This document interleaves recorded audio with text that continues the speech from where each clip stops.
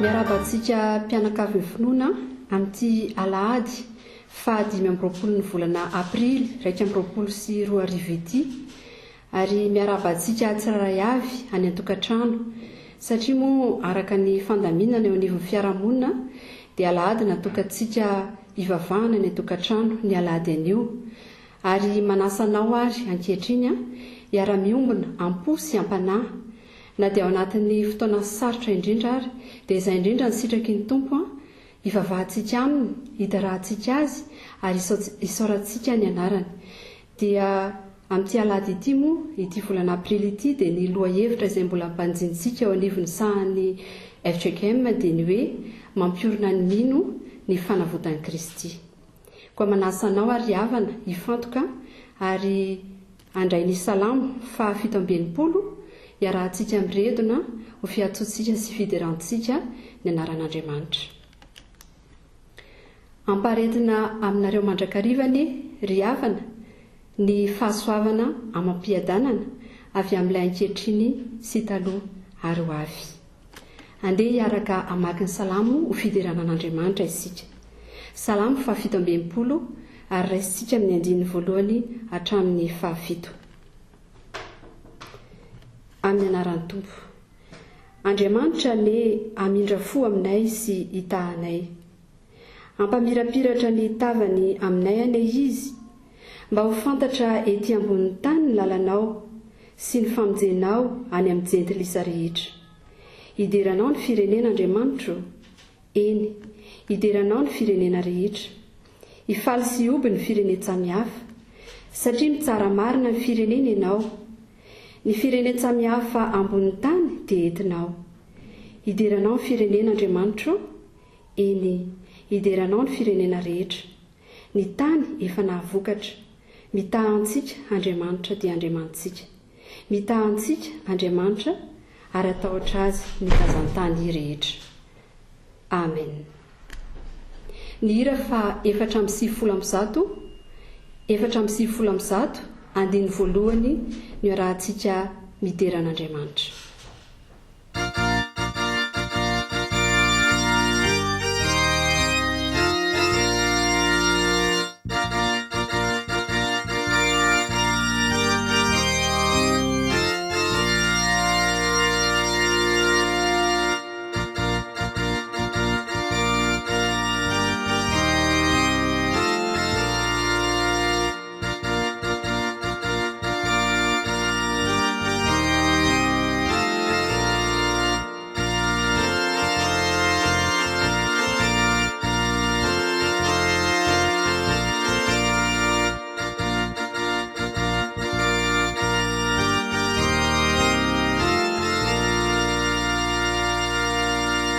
Ivavakisika. Andriamanitra rainay izay ny an-danitra, rainay amin'ny alalan'i Jesosy Kristy Tompo sy mpamonjy anay ianao. Mideranao izay Andriamanitra, fa Andriamanitra lehibe, Andriamanitra tsy toy ianao ary miazona izao rehetra izao. Andriamanitra mitantana indrindra koa ny fiainan'ny fiangonanao, ny fiainan'ny izao rehetra izao Tompo. Dia izany ny saoranay sy ankalazanay ianao fa mendrika izany ianao. Ary ankehitriny mahatsiaro izahay fa na ao anatin'ny sarotra tahaka izao izay lalovan'ny firenena, izay lalovan'ny fiangonana, ny tokantrano tsiraray avy, dia fantatray fa mbola miazona ny fiainanay tsiraray avy ianao ary mahatanteraka araka ny sitraponao.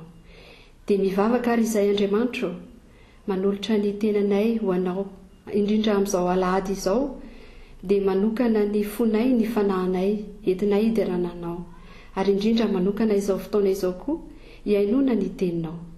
Tompo, tovy aminay ary ato anatinay fa mitahiry ny fiainanay isan'andro ianao, mampatsiaro ny tenin'i Jesosy Kristy aminay ny fanahy masina izay ao anatinay, dia ankehitriny Tompo mahatsiaro ary izay eo anatrehan'ny fahamasinanao sy ny fahalehibiazanao fa tsy tanteraka mandrakariva, dia avy manetry teny eo anatrehanao koa mitondra ny tsy fahatanterahanay ary mino izay fa mandray anay ianao, manamasina anay ianao amin'izao alahady izao, mitahiry anay ianao ary indrindra mame aina sy mamelona anay indray ianao. dia aoka ianao fanahy masina napaka aminay tsiraray avy indrindra amin'izao fiombonany fiangonana mideranao izao dia ho voninahitra ao rery ihany ao amin'i Jesosy Kristy. Amen.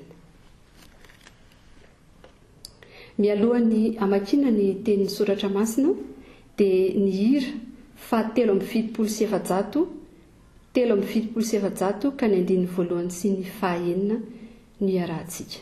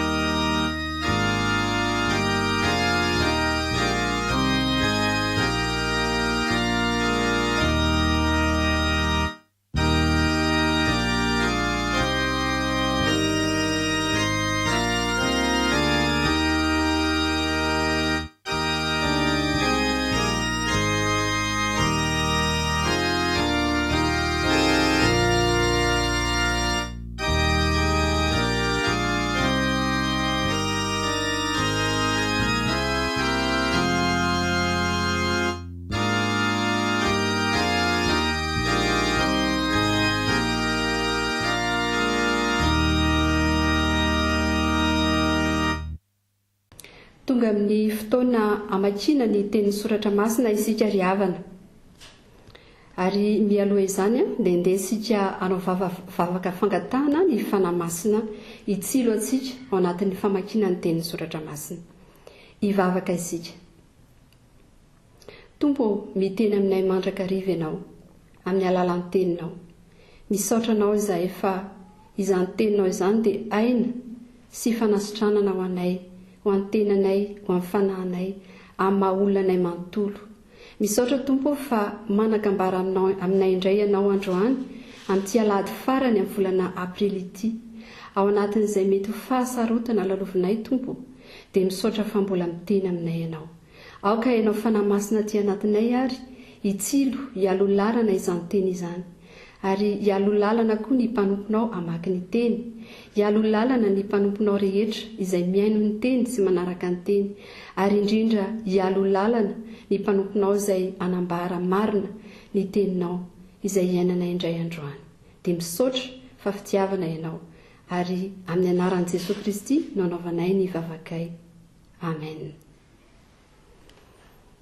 Ny tenin'ny soratra masina izay asesy vakiana amintsika anio ry havana dia arak'izay hita ao amin'ny bokin'ny testamenta taloha. Bokin'ny ohabolana 2:20. Ohabolana 2:20 ary raisitsika amin'ny 4 ka hatramin'ny 9. Vakiana amin'ny anaran'ny Tompo. Ny valin'ny fanetretena sy ny fahatahorana an Jehova dia arena sy voninahitra ary fiainana. Tsilo sy fandrika no amin'ny alehany maditra, fa izay te hiaro ny ainy dia manalavitra izany.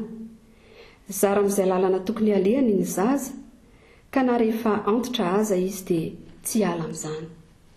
Hotohizantsika ny vaky ny tenin'ny soratra masina amin'ny testamenta vaovao. Epistily voalohany nosoratan'i Jaona 2:2, raisitsika amin'ny 1 ka hatramin'ny 4. Jaona voalohany 2:2, raisina manomboka amin'ny 1 ka hatramin'ny 4.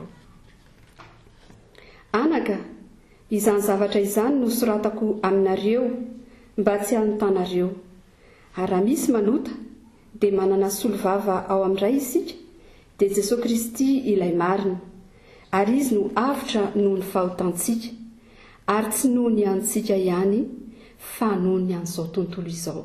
tokoa. Hofaranantsika ny fivaky ny teny soratra masina araka izay hita ao amin'ny filazantsara araka Matio toko 7:20, Matio toko 7:20 raisitsika amin'ny 10 ka hatramin'ny 14. Mitandrema fandrao manao tsinitsinina na dia ny iray ihany aza amin'ireny madinika ireny ianareo. Falazaiko aminareo ny anjeliny any an-danitra mahita mandrakariva ny tavan'ny raiko izay any an-danitra. Ahoana ny hevitrareo? Raha misy olona manana ondry-rato ka maniny anankiray, moa tsy amela ny 7:20 iny an-tendrombohitra va izy ka andeha hitady ilay nani? Ary raha tahany hitany izy, dia lazaiko aminareo marina tokoa fa mahafaly azy iny noho ny 7:20 izay tsy nani. Ary tahaka izany dia tsy sitraky ny rainareo izay nan-danitra raha ho very na dia iray aza amin'ireny madinika ireny. Ray masino, manamasinanay amin'ny fahamarinana, fa ny teninao no fahamarinana. Amen. Mialohan'ny hiainontsika ny afatry ny teny soratra masina ry havana, dia andeha hiarahantsika mihira ny hira amin'ny firana fanampiny 20. Firana fanampiny 20.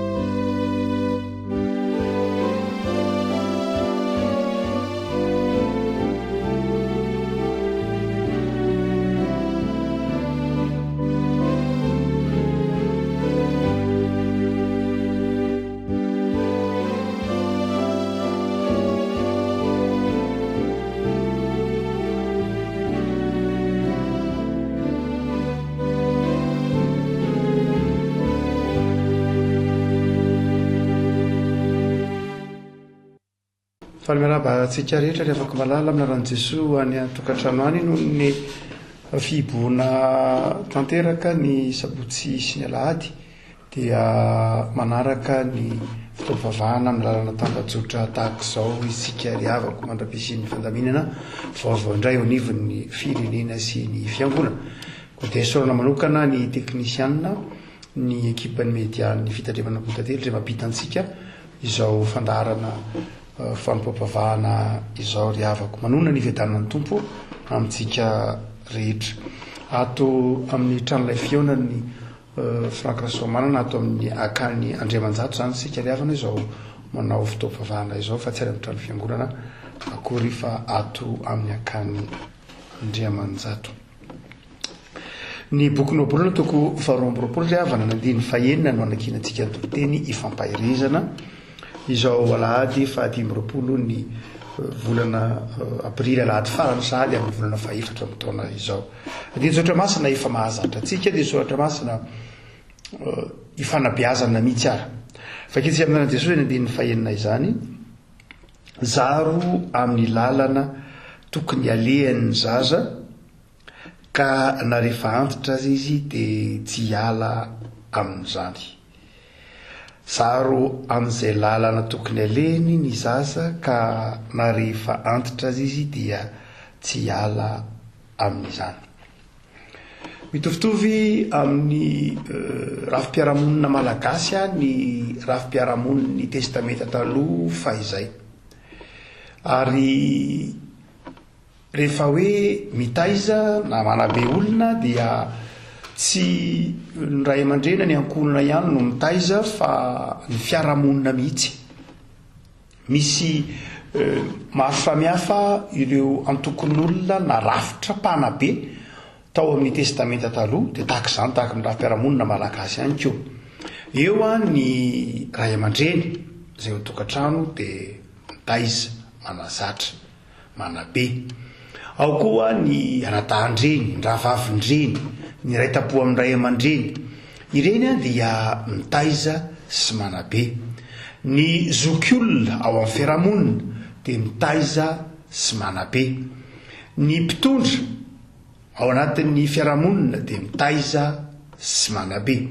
Ny zoky, zoky ara-taona zany, dia mitaiza sy manabe. Ary ny mpitondra fivavahana, raha ohatra moa ka tamin'ny andron'ny tolo dia ny fivavahana nentim-paharazana, ny mpimahazy, ny ombiazy dia mitaiza ireny. Ary dia ireny rehetreny no iantefan'ny teny zany hoe izay rehetra mpitaiza atao amin'ny fiarahamonina. Raha tamin'ny Jiosy zany atao amin'ny testamenta taloha dia eo ny ao tokantrano, eo ny ireo rafi-piarahamonina, ny mpitondra, eo ny mpiarabelona rehetra dia samy mifampitaiza. Ary dia izay ny iantefan'ny teny hoe zaro amin'izay lalana tokony alehany ny zaza. Fototry ny fanabeazan'ny testamenta taloha mihitsy zany ny hoe fanazarana ny ankizy, fanazarana ny zaza amin'izay tokony atao.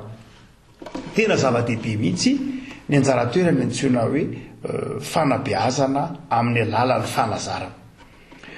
Ity soratra masina ity dia efa nelo lalana mihitsy lay ataontsika hoe réflexe de Pavlov. Nisy rosianina anankiray izay nanao fanazarana, nanao andrana ka nampitondra ny anarana mihitsy moa antsoina hoe réflexe de Pavlov. Zany hoe nataony dia zao naka amboa izy, alika zany sanatria, dia nalainy dia nitatazany ny iviny zany. Dia isaky ny anome sakafo izy, isaky ny tonga ny ora fanomezana sakafo dia velominy ilay lakolosy. Ary efa velominy ilay lakolosy amin'ny voalohany dia tsy tahitra loha ilay alika. Faharoa, fahatelo dia isaky ny anome sakafo izy dia velominy ilay lakolosy. Dia inona zavatra mitranga? Zatra lay alika zany.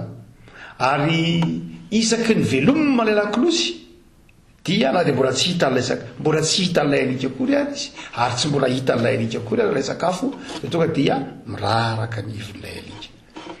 Ary dia zany hoe lasa zatra zany, voataiza zany lay alika.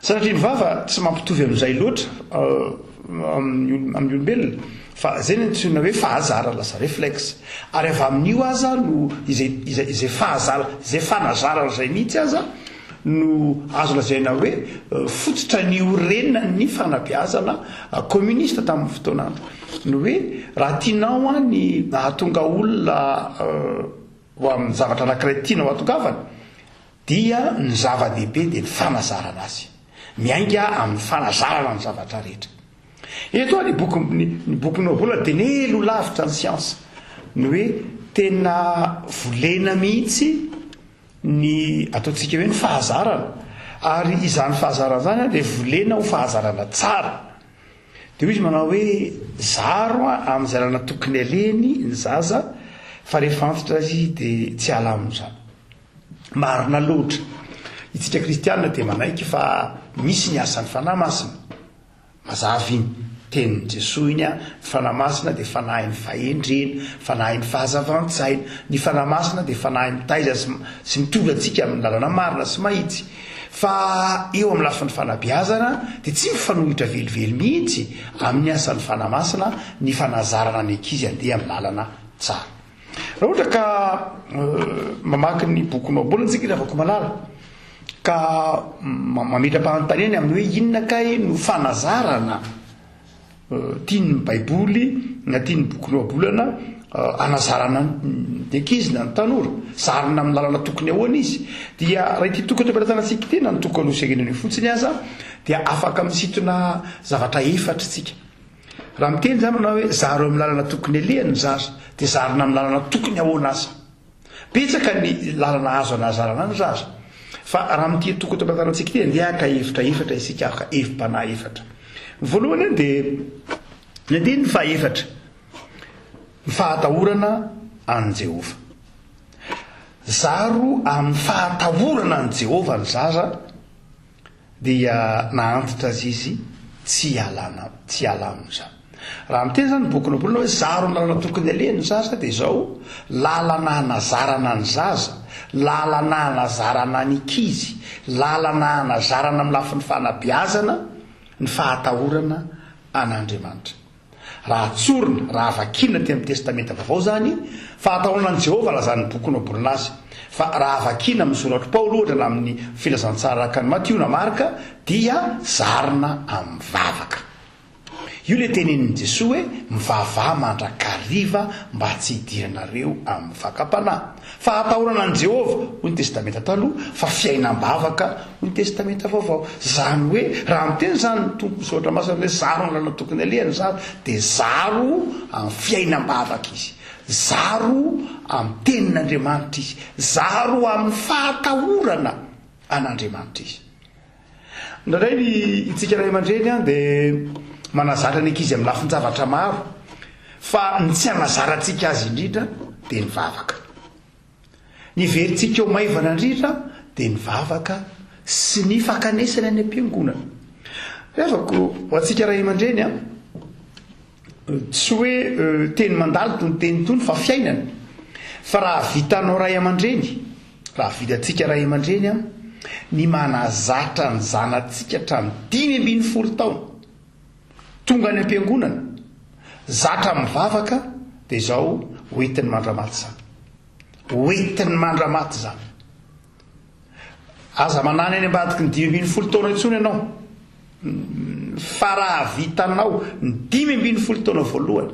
amin'ny fanabeazana ny zanakao amin'ny vavaka sy ny fahatahorana an'Andriamanitra amin'ny fitezana azy amin'ny tenin'Andriamanitra sy ny sekoly alahady dia izao vita ny anjaranao tsy mora akory mitaiza azy mandritra ny 5-10 taona hoe mandeha mifo maraina mampianatra sekoly alahady mandeha mifo maraina mitondra azy miangona any am-piangonana izy dray mitomany any am-piangonana izy dray mitady goûté any am-piangonana izy dray mitady hotehody fa raha vitanao hatramin'ny 5-10 taona izy ka tamana ao anatin'ny fiangonana dia izao vita ny anjaranao mety any amin'ny fahavalo-20 taona izy mety miakamokamo indray mety miakamokamo izy any amin'ny 5-20 taona ndraindray mety tsy dia hita izy 20 taona fa zao tsy maintsy tafaverina eo am-piangonana rehefa vitanao hatramin'ny 5-20 taona dia izao vita ny anjaranao ny sisa efa vaovolo na aiza tafaverinao tranon'andriamanitra satria efa misy fahazarana zavatra mety ho siantifika ena mankitsika n'izany fa zao nefa reheafako malala heviny ara-panahy dia izay mihitsy rehefa natolotra ao an'andriamanitra io tamana tao an-tranon'andriamanitra io dia izao tamana mitoetra amin'ny tenin'andriamanitra efa namariny liko ange io ray maka tsy hitany mpianatra tsy hitany ray aman-dreny ny Jesoa any amin'ny faharoambin'ny folo taona tsy hitany ray aman-dreny ny Jesoa ray aman-dreniny nitaiza azy nandritra ny taona maro tamin'ny fahatahorana an'Andriamanitra tsy hitany ary Jesoa ndray maka ary efa niveriny lalana izy nitady an'i Jesoa aiza ary Jesoa io Jesoa fahitany ao amin'ny tempoly zaza 20 taona dia metra-panontany ray aman-dreny fa nahoana ianao no mitepitepy taka nahoana ianao no tsy hitanaiza nalehanao dia hoe Jesoa hoe za nge tsy maintsy mitoetra atao tranony raika tsy hoe Jesoa zanak'Andriamanitra ihany no tiana hiantefany izany fa ho an'ny ray aman-dreny mihitsy hoe raha vantany tezaininao tamin'ny soratra masina sy ny fahatahorana an'Andriamanitra ny zaza dia tamana ao an-tranon'Andriamanitra izy ary aiza ny toerana hitadiavanao azy ao amin'Andriamanitra alahoery ary mahareta ry havako zay mahakolokolo ihany ny manana ny soa zay mahavatra mitaiza miaritra manazatra zay ny manana ny soa ny soratra masina zay lesantsika dia efa niteny an'izay radio koa Jesoa hoe avelao ny zaza anatona fa aza rarana rehefa malala zaro amin'ny lalana tokony alihan'ny zaza zaro amin'ny fahatahorana an'Andriamanitra izy zaro amin'ny fiainam-bavaka izy miainan'i Jesoa zany ary tia miainantsika radio koa aza ankehitriny dia ndraindray ny ankizy tsy dia zayntsika ny amin'ny hoe zao Andriamanitra zao nge mahita ianao ray aman-dreny a tsy mahita azy amin'ny fotoana rehetra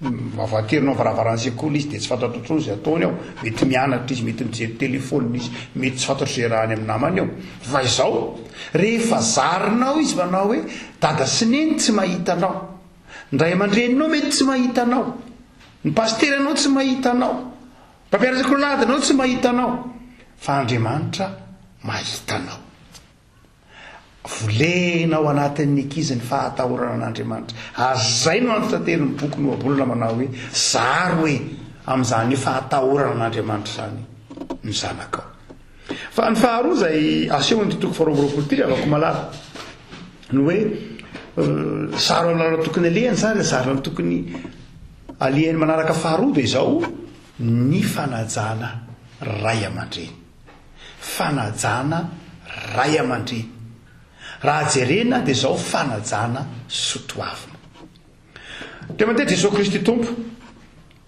dia mandeha Jesosy Kristy tompo Jaona toko faharoa nanarika fampakarambady dia rehefa nanarika fampakarambady Jesosy niaraka tamin'ny ray aman-dreniny dia tonga Maria indray maka lany ny divay tao amin'ilay fampakarambady fianakavian'i Jesosy io sanamana akaiky dia mba nanasany Jesosy ary ireto fianakaviana rehetra tonga ilay fampakarambady lany ny divay nandritry ny alina dia lasa nyrenin'i Jesosy niteny tamin'i Jesosy nanao hoe Jesosy inona ny ataontsika Jesosy lamatoa mazava ho azy tahaka ny reniny miresaka amin'ny zanaka lamatoa io tahaka ny reniny miresaka amin'ny zanaka io hono ahanaka inona ny ataontsika fa reto namantsika reto reto avantsika reto menatra zao lany divay dia hoy Jesosy namaly manao hoe raha vehivavy mombo fa ninona kory zasy ianao ny tenin'i Jesosy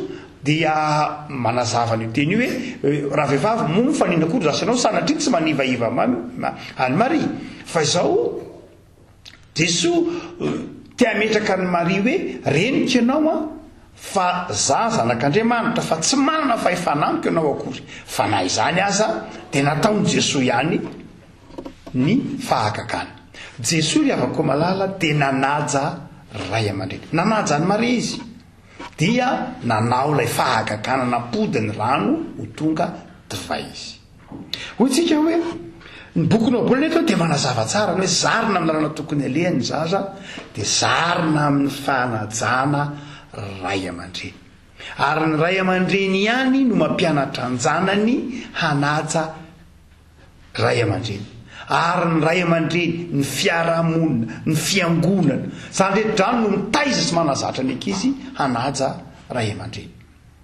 Hitantsika kehitriny fa efa tsy zany tsony ny fiarahamonina ary everina fa matono men'ny tompo antsika izao soratra masiny izao ovabeetreretana antsika hoe move mbola ao anatin'ny taranakitsika move ny taranakitsika afaka 30 taona ho avy afaka 50 taona ho avy mbola anana zany sotoavina zany hoe ny fahataoran'Andriamanitra eo fa mbola anana zany fa zany toetra manaja ray aman-dreny.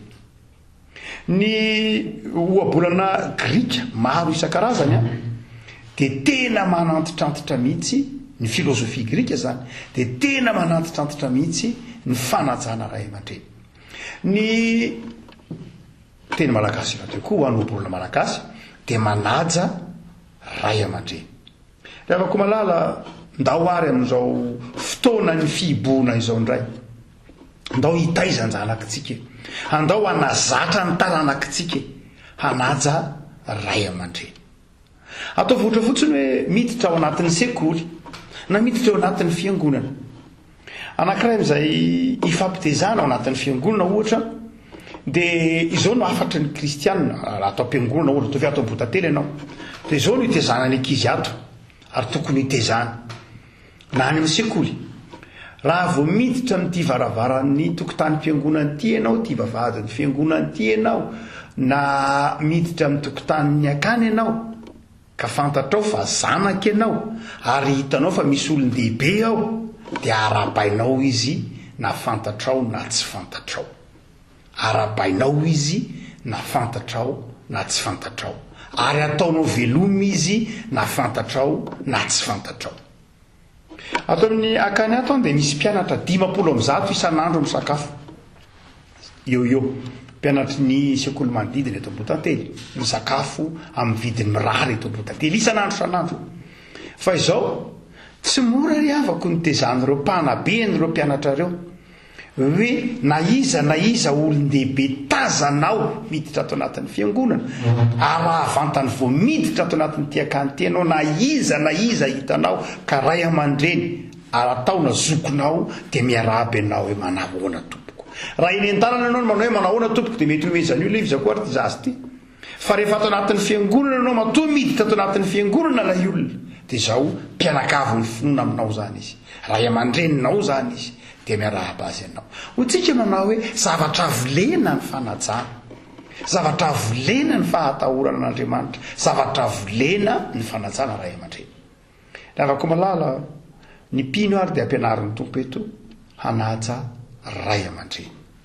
Fa ny fahatelo ravako malala zay aseho eto koa zaro nalana tokony elehany ny zara dia ny fahatelo dia izao hitantsika amin'ny 7 sy ny 9 ny 7 zay manana masoantra ho tahina ny 9 amin'ny toko 20 ty ihany zay mampahoro ny malahelo dia mampitondro ny hareny. Zany hoe zaro amin'ny lalana tokony elehany ny zaza inona raha teo koa zany dia ny fiantrana ny malahelo ny fiantrana sy ny fizarana. Zarina amin'ny ankizy avako malala tsy toetra mandeha ho azy ao anatin'ny olombelona ny fizarana sy ny fanomezana.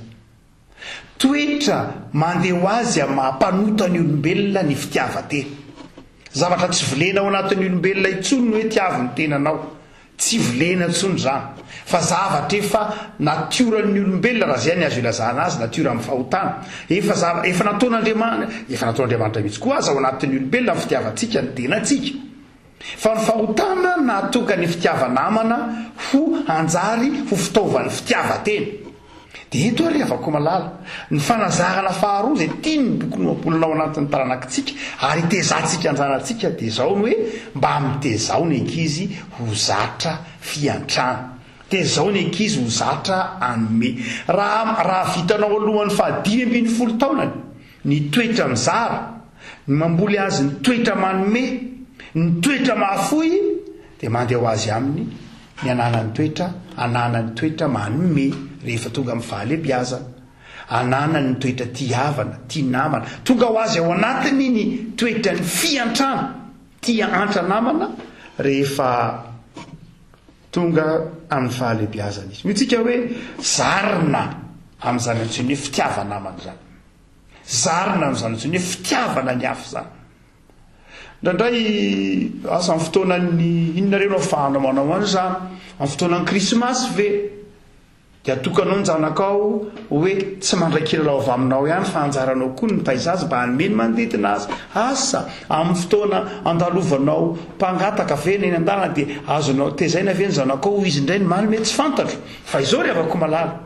na inona dia izao ny boky noabolona dia milaza fa volena ny toetra manome hotsika hoe tsy manafoana mihitsy ny asan'ny fanamasina zany ny fanamasina nge mahampatsiary koa hoe izay toetra tsara nananantsika ny fanamasina nge dia fanahy mpitaiza fanahy ny fahendreny ary ny fanamasina tsy manafoana mihitsy ny fanabeazana tokony nananantsika no zany reavako malala ny faefatra dia izao zaro ary amin'izany fitezana manome zany njahantsika ary ny faefatra farany za hitantsika ny boky noabolana ty reavako malala dia izao ny fanazarana ny asa sy mandray andraikitra andeny fa telo ambiny folo izy manao hoe hoy ny malaina misy liona any velany ho fatiny sasany any andalambe aho zany hoe eto zany any dia tsy akasitrahano obolana mihitsy ny fahalainana ny teny mihitsy moa izy any amin'ny dinina ankiray manao hoe makanesany amin'ny vitsika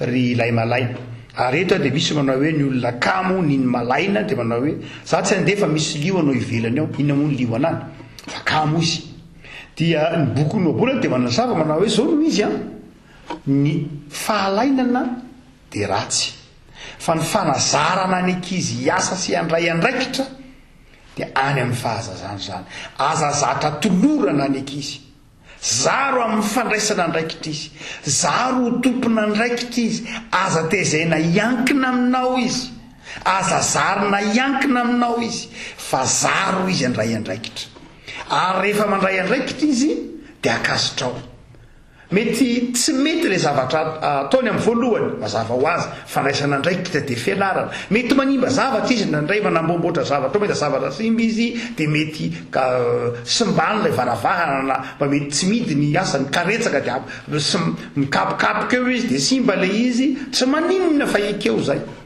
ekeo fa fanazarana zay ary amin'ny alalan' raha tsy ekentsika kely tsy mety ataon'ireny olona reny zanatsika ireny tsy mivoatra izy rehefa manao zavatra tsy mety izy dia ahitsinao dia afatany amin'izay ny mety fa tsy voatery hoe tsy mainty terena hoe tsy avy hatrany dia mety mandrakariva dia tsy sa mandray andraikitra mihitsy izy matahotra izy rehefa masika loatra tsika rehefa masika loatra izy ka kendrentsika hoe zavatra tsara mandrakariva atao loatra perfectionniste loatra hoe ro miteny frantsay terentsika hoe rehefa manao dia tsara dia eny vilena zay fanaovana ny tsara zay fa tsy maintsy mandalo zavatra sarotra mety mandalo zavatra tsy mety aloha izy any ataony izy zay vao mahita ny mety izy fa zaro izy aloha andray andraikitra ary ekeo zay vitany ampaherezo izy amin'izay fandraisana andraikitra atao tena fanabeazana mihitsy zany reavako malala ity ambarany boky noabolana ity zaro amin'ny fandraisana andraikitra raha mijery ny fiarahamonitsika kehitriny reavako malala dia mahita hoe tena tsy ny zarona andray andraikitra ny firenena ataoko hoe ny malagasy mihitsy ary ndraindray dia lasa tonga tia mangataka ndraindray tia miankina ndraindray na dia zavatra mety ho tandrifo vita azy dia tsy atao ary na dia ny fako eo anoloana ny trano azy dia tsy vita ny manala azy pompidrano vaky dia tsy vita ny mikarakara azy jiro maty eny an-dalambe dia tsy vita ny fokotany na tsisy falaisana andraikitra zatra miandro mandrakariva zatra notolorana ary sanatria tahaka ny toetsain'ny olona mbola vo zanaka zatra mandrakariva miankina zatra koa raha zatra baikona zatra miandro baiko zatra miandro toromarika tsy ampifandraisana andraikitra zany rehetrany dia ateraky ny tsy fampiny ny fanabeazana endreto reavako malala ny baiboly dia manazava amintsika manao hoe zao no izy ny fahendrena dia misy volena ary miainga amin'ny fanazarana dia tsika hijery amin'ny lafiny ara-panary avako malala zaro amalana tokony aleny zaza ka narefantitra azy izy dia tsy ala amin'izany satria hoe ny fanamasina izay ao anatintsika dia fanahy mitaizatsika. Misy zavatra izay tiany tompo iainantsika, tiany tompo izoroantsika vavolombelona. Manahoana ary ny fiarahamonina izay iainan'ny kristianina manana ny fanamasina na itoeran'ny fanamasina ry avako malala? Fiarahamonina mifampitaiza, fiarahamonina mifanitsy. Tokony ny kristianina zany ao anatin'ny fiarahamonina. Tokony ny kristianina no modely amin'izany hoe fahatahorana an'Andriamanitra. Tokony ny kristianina no modely amin'izany hoe fanajana ray aman-drenina sotoavina. Tokony ny kristianina no modely amin'izany hoe asa soa sy fiantrana. Tokony ny mpino ny voalohany amin'izany hoe fandraisana andraikitra. Fa nahoana no tsy zany ny kristianina? Fa nahoana no tsy zany sika? Nahoana ny mbola mahita kristianina tsy samandray andraikitra? Nahoana ny misy kristianina tononona hoe tsy matahotra an'Andriamanitra sanatria? Nahoana ny mbola misy mpino mamingavinga tanora mpandraifana samin'ny tompo na anaty fikabana kristianina tsy manaja na mamingavinga ray aman-dreny? Nahoana? Satria everitsika fa ny fivavahana dia lafy ny ara-panahy ihany. Satria sarahantsika ny fiainana sy ny fivavahana. Satria sarahantsika ny vavaka sy ny fanoloran-tena. Satria everitsika fa ny fivavahana dia raha-panahy fa tsy fiainana manontolo akory. Zay ny tokony hibebahantsika ry havako. Zay ny tokony hibebahantsika. Misy zavatra tsy vitantsika, misy zavatra tsy ataontsika, ary tokony hibebahantsika. Tokony hibebahantsika satria tsy vitantsika amin'ny zanakitsika, na tsy nataon'ireo ray aman-drenitsika. Tsika tsy metra-panontaniana hoe aniza ny diso amin'ny zavatra ohatr'izao, fa tokony manao fiaingana vaovao hoe za zany zao inona no ditiko. Tokony mitaiza ny tenako atahotra an'Andriamanitra. Tokony mitaiza ny tenako hanaja ray aman-dreny ahy. Tokony mitaiza ny tenako mba hanana fiantrana sy ho tia namana, ary tokony mitaiza ny tenako mba ho mpandray andraikitra. Jesosy zany. Jesosy teo amin'ny azo fijaliana olony andraikitra. Na dia nitenenina izy manao hoe midiny fa inona amin'ny teny eo, tsy nialy Jesosy. Olony andraikitra Jesosy. Nahita olona nony Jesosy nikarakara, nahita olona marary Jesosy nanasitra. Jesosy nanaja ny ray aman-dreny, Jesosy nanana fiantrana. Afaka malala mametra-panontaniana azy sika. Na ho andiny teny. Nanahoana ny fiainanao ny tenin'Andriamanitra? Ianao ve voataiza amin'izany? Raha tsy voataiza amin'izany dia mitezah teny, satria ny fanahy masina ao anatinao. Aza metra-panontaniana hoe kazany tsy nitezaina an'izao. Tsy izay ny olana, fa mandre ny tenin'Andriamanitra ianao zao. Manana ny fanahy masina ianao zao. Afaka manitsy ny tenanao ianao. Dia miezah koa ry havako malala. Mitaiza ny manodidina anao ho amin'izany toe-tsaina izany. Hivavaka isika. Tompo misaotra anao zahay fa modely alaina tahaka ianao Jesosy. Raha tetỳ amin'izao tontolo izao ianao dia namboly mitarika anay hanana fahatahorana an'Andriamanitra, atahotra ny rainao, ary nampianatra anay mihitsy azy ianao fa misy ny fitsaran'Andriamanitra, akaiky ny fanjakan'Andriamanitra. Tompo, tsy mitaiza tena ho amin'izany zahay, ary tsy mitaiza ny fiarahamonina ho amin'ny fahatahorana anao. Dia ampianaro zay Tompo, hanana fiainam-bavaka. Iverina ty anatinay ny fahatahorana anao, iverina ao anatin'ny firenena sy ny fiarahamonina ny fahatahorana anao, ka tonga ray andala ny fahamarinana sy ny fiainam-panahy mendrika. Raha tetỳ amin'izao tontolo izao ianao Jesosy, dia nanaja ny ray aman-dreny ny poirana, ny zoky ray aman-dreny, nanaja ny sotoavina avy amin'ny ray aman-dreny. Tompo, indraindray ny fiarahamonina misy anay ankehitriny tsy manaja ray aman-dreny, mamingavinga aza, maniratsira, na ray aman-dreny ara-panahy, na ray aman-dreny an-tsekoly io, na ray aman-dreny ara-piarahamonina io. Mamindrafo aminay Tompo, raha nisy fanazarana tsy vitanay, raha nisy fitezana nataonay atsirambina, dia mamelany elokay fampianaro zay taiza tena hanaja ny ray aman-drenina. Nanafatra izany raha teo ianao mba ho maro andro zahay. Ianao Jesosy raha ty amin'izao tontolo izao dia nanana foantra, fomangoraka. Manafatra anay ny teninao fahavoleny zany, fitezany zany, asa ny fanahinao masiny zany, ary afatry ny teninao zany. Dia omeo anay Tompo ny fomangoraka. Raha ampianaro zay taizany zanakay, dia ny mbola ao anatin'ny fahazazany, ao anatin'ny fahatamorany, hanao asa soa, ho tia namana, ho tia ny hafa.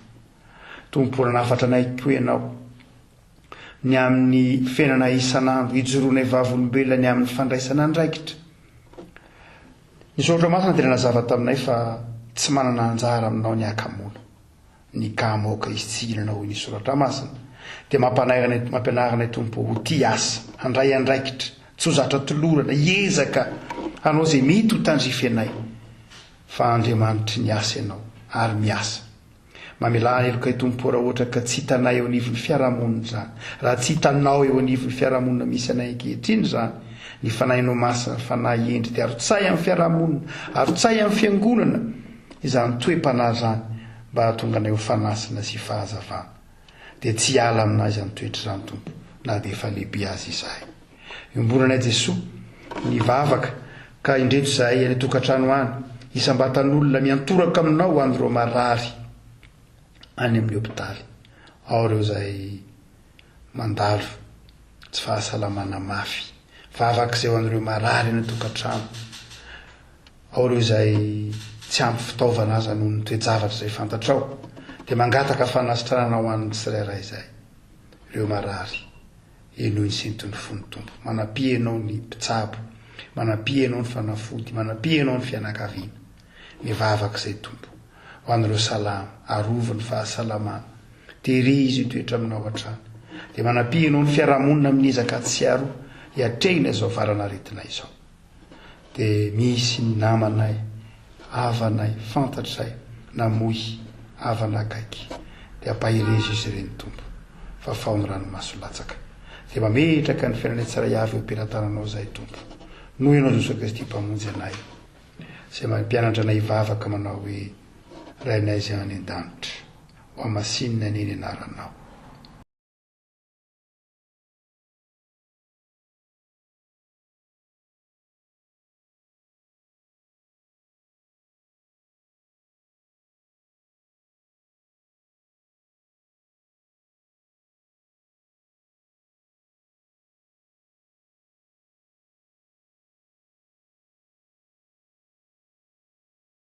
Amen.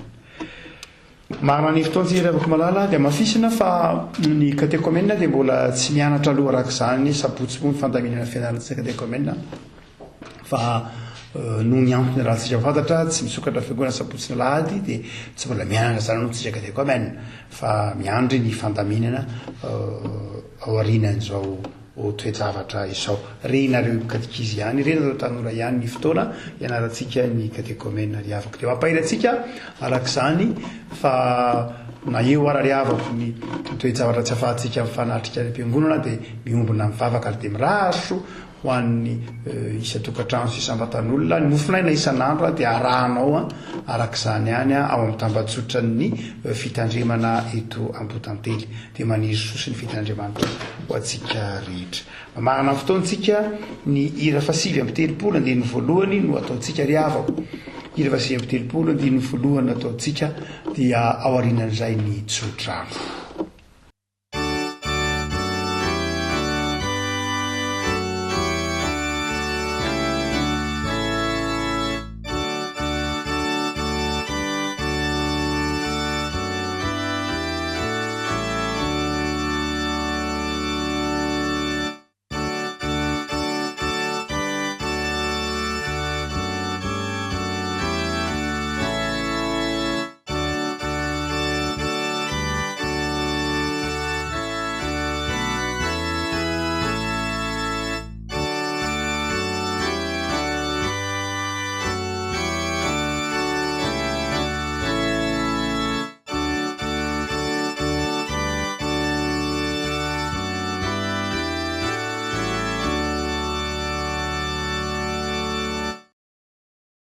Raisoany tsodrano fa soavan Jesosy Kristy tompo ny fitiavan'Andriamanitra ray ny firaisana amin'ny fanahy masina ho aminao.